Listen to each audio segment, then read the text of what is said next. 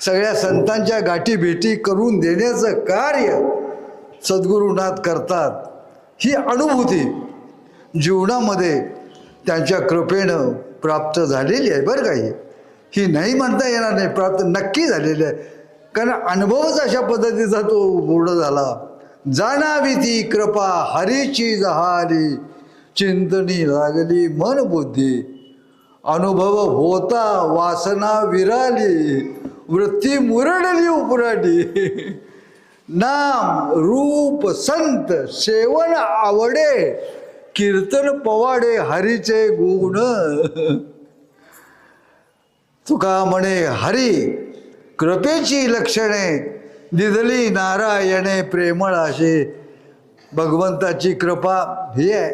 आशीर्वाद परत दोन गोष्टी बोला म्हणतात, आशीर्वाद नाही, संतांच्या ठिकाणी भगवंताचा आशीर्वाद नाही।